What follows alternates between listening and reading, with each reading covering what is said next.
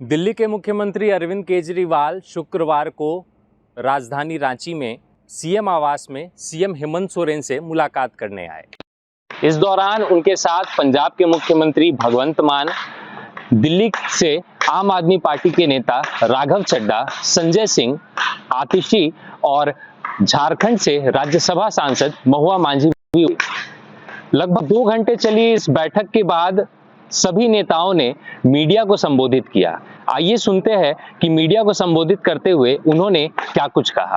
पूरे देश के अंदर हम देख रहे हैं कैसे गैर बीजेपी सरकारों को तोड़ के, मोड़ के, खरीद के गिराया जा रहा है। झारखंड के अंदर मैं हेमंत जी को बधाई देना चाहता हूं कि यहाँ भी उन्होंने कोशिश की इनकी सरकार तोड़ के गिरा, लेकिन इन्होंने उनकी षड्यंत्र को असफल कर दिया। कहीं पे ये लोग एमएलए खरीद लेते हैं, इनके पास तो बहुत पैसा हो गया, एमएलए खरीद के सरकार गिरा देते हैं। कहीं पे ये लोग ईडी और सीबीआई के केस करके एमएलए तोड़ के सरकार गिरा देते हैं। दिल्ली में ना हमारे एमएलए बिके, ना हमारे एमएलए टूटे, तो वहाँ पे फिर ये ऑर्डिनेंस लाके हमारे को काम नहीं करने दे रहे। ये पूरे देश के अंदर जो चल रहा है ये अच्छा नहीं चल रहा। नहीं, ये किसी के भी साथ हो सकता है। जो लड़ाई है वहाँ पे वाईएसआर के पास 13 सीटें हैं और 9 सीटें बीजू जनता दल के पास है। दोनों एनडीए के साथ बराबर रहे हैं। वो लोग हर एक मुद्दे पे वहाँ समर्थन करते हैं। कैसे आपको समर्थन देंगे? 9 है, 13 नहीं है उसके पास, उनके पास भी 9 है, उनके पास भी 9 है। तो मेरा वो दोनों भी इम्पोर्टेंट है हमारे लिए, तो एक एक सीट इम्पोर्टेंट है। और मैं तो हर बीजेपी के सांसद को भी चिट्ठी लिखूंगा कि ये लड़ाई आपकी बीजेपी की पार्टी की नहीं लड़ाई है, ये लड़ाई देश की लड़ाई है, ये लड़ाई आज़ादी की लड़ाई है, हमारे देश के अंदर जनतंत्र को कायम रखने की लड़ाई है। और मेरा दिल कहता है ये बिल पास नहीं हो सकता संसद से। केजरीवाल जी, जिस तरह से कांग्रेस अब तक इस पर किसी भी समर्थन पे बात नहीं किया है और राज्यसभा में इस अध्यादेश को गिराने के लिए कांग्रेस की अहम भूमिका है, तो क्या कांग्रेस से बातचीत आगे बढ़ी है? बढ़ेगी, ज़रूर बढ़ेगी, क्यों नहीं बढ़ेगी। हमने उनको टाइम मांगा है और हमें ज़रूर उम्मीद है कि वो टाइम देंगे भी, और वो संसद के अंदर इस ऑर्डिनेंस को गिराने में, मतलब मैं सोच नहीं सकता कि कोई भी पार्टी इस अध्यादेश के पक्ष में कैसे वोट कर सकती है।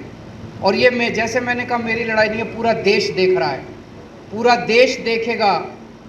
तो कांग्रेस को ये तय करना है कि वो जनतंत्र के साथ है, संविधान के साथ है, देश के 140 करोड़ लोगों के साथ है, या मोदी जी के साथ है। ये कहीं ना कहीं लोकतांत्रिक व्यवस्था, संघीय ढांचे का एक इस पर प्रहार है, हम इसको कह सकते हैं। और जो देश की ताकत जिसको हम कह सकते थे, अनेकता में एकता, उस पर भी ये बड़ा प्रहार है।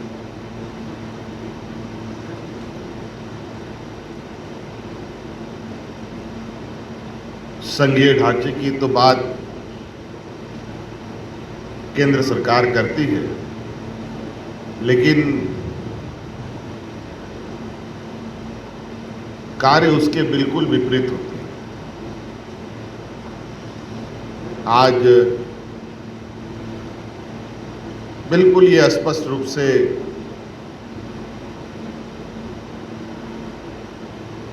आपको ये देखने को मिलेगा, जो केंद्र सरकार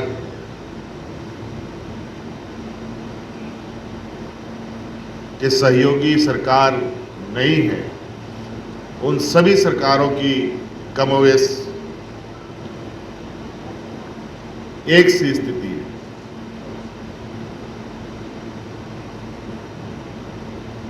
ये एक चिंता का विषय है और ये कहीं ना कहीं इस लोकतंत्र में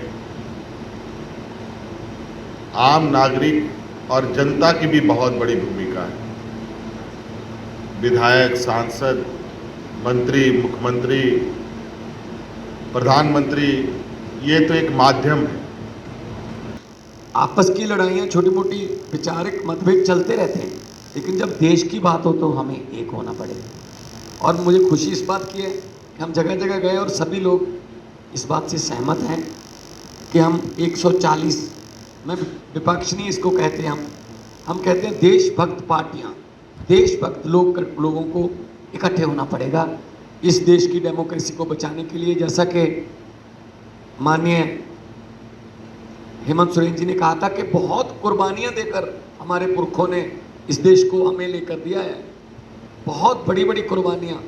शहीद आजम भगत सिंह से लेकर करतार सिंह सराभा से लेकर और चंद्रशेखर आज़ाद, सुभाष चंद्र बोस, बिरसा मुंडा जी, नाम गिनते थक जाओगे आप उन स्वतंत्रता सेनानियों के लिए जिन्होंने लड़ाइयाँ लड़ी, फिर देश मिला। ये किसी के बाप की जागीर नहीं है, लेकिन ये समझते हैं हम ही चलाएंगे। जैसा कि अरविंद केजरीवाल जी ने कहा, इन्होंने 10 बजे रात को अध्यादेश क्यों जारी किया?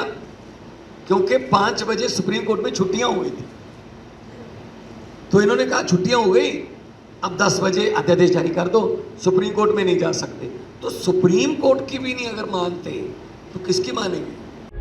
प्रभातखबर.com, विश्वास वही, रफ्तार नहीं।